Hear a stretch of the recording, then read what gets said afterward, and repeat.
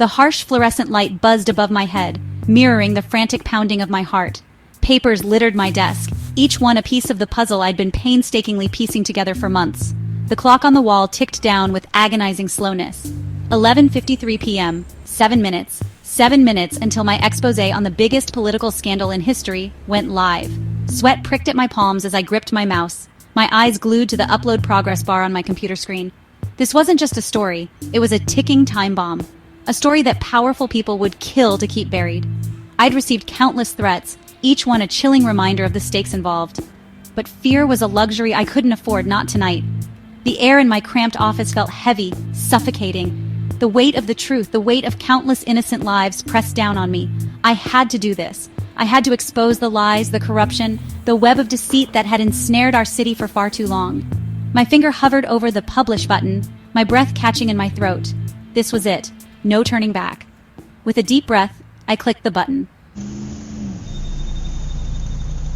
Relief washed over me, fleeting and fragile.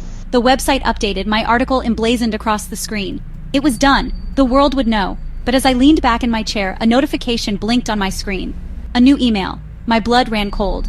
The subject line simply read, "Stop the upload. No salutation, no signature. Just a chillingly direct order." My heart pounded against my ribs, a drumbeat of fear.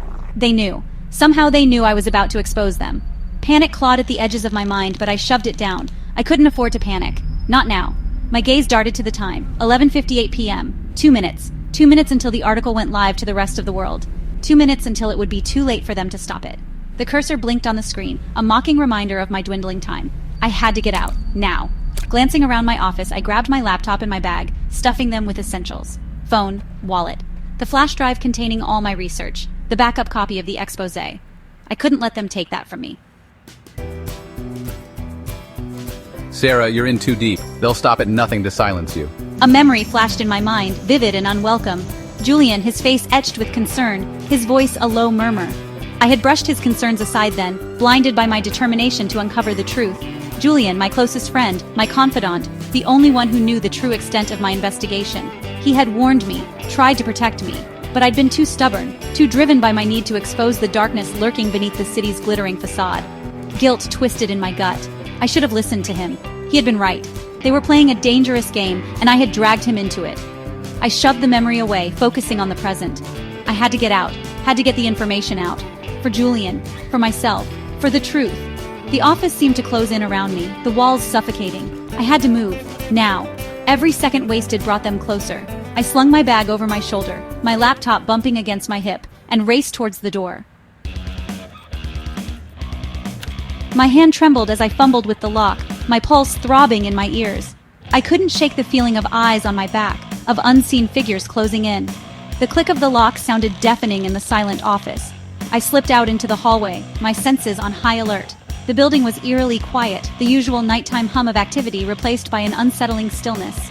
My footsteps echoed on the linoleum floor as I hurried towards the stairwell, my shadow stretching out before me like a premonition. I had to get to the server room. If I could upload the files to a secure server, their deletion wouldn't matter. The information would be out there, irretrievable. My mind raced, calculating the fastest route. The server room, 3rd floor, no time for the elevator. I had to take the stairs. Her lungs burned as she took the stairs 2 at a time, her hand gripping the railing for support. She could hear her pursuers now, their heavy footsteps pounding up the stairwell behind her. Panic surged through her, urging her on. She burst through the door to the 3rd floor, her eyes scanning the deserted hallway. There, the server room, just a few feet away. She stumbled towards it, her hand reaching for the doorknob. A sharp rapping sound echoed through the hallway. Someone was knocking, on her office door. They were still on the 1st floor. They didn't know she'd left. Relief flooded through her, momentarily eclipsing the fear. She had a chance. She fumbled with the keys, her hands shaking so badly she could barely fit the key into the lock. Come on, come on. Finally, the lock clicked open. She slipped inside, slamming the door shut behind her. Sarah. The sound of her name, gasped out in a panicked whisper, sent a jolt of fear through her. Julian. What was he doing here? He shouldn't be here. It was too dangerous. He stood framed in the doorway, his face pale and drawn, his eyes wide with fear. They're here. I saw them come in. We have to go, now. He didn't need to tell her twice. She grabbed his hand, pulling him along as she raced towards the fire escape. Her heart pounded against her ribs, a frantic drumbeat against the backdrop of their hurried footsteps. The metal stairs clanged under their combined weight as they descended into the darkness. The alleyway below was shrouded in shadows, the stench of garbage and despair thick in the air. They had to get off the streets, find somewhere to hide. They weren't safe, not yet. They sprinted down the alleyway, their lungs burning, their footsteps echoing off the brick walls. Headlights sliced through the darkness, momentarily blinding them. A black sedan screeched to a halt in front of them, blocking their path. Two men emerged from the car, their faces grim, their movements predatory. Get in. We'll take you somewhere safe. Sarah hesitated, her instincts screaming at her to run. She didn't recognize these men. She didn't know who to trust. But one look at Julian's face, pale and etched with fear, told her they were out of options. She allowed herself to be bundled into the back seat, Julian beside her. The car roared to life, speeding away into the night. She had no idea where they were going, who these men were, but she had a sinking feeling they were about to find out. The car screeched to a halt in front of a nondescript warehouse, its windows dark and forbidding. The men bundled them inside, the air thick with the scent of dust and disuse. Fear coiled in her stomach, cold and relentless. Who are you? Where are you taking us? The man who had spoken in the alleyway turned to face her, a sardonic smile playing on his lips. We're the good guys, or at least we're trying to be. He explained that they worked for a secret organization dedicated to exposing corruption, to bringing down people like the ones she was investigating. They had been watching her, waiting for the right moment to intervene. He held up her flash drive, the one she thought she'd lost in the alleyway. We'll make sure this gets out. The world will know the truth.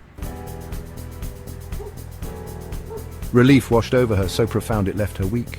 They were safe, the information was safe, justice would be served. She had risked everything, and in the end, she had won. The man's words echoed in her mind.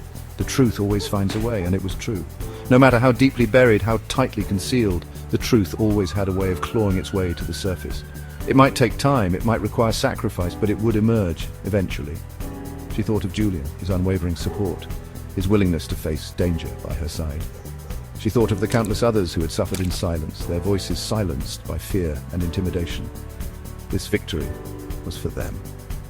The fight was far from over, she knew, but for now she allowed herself a moment of peace, of quiet satisfaction. The truth had won, and it always would.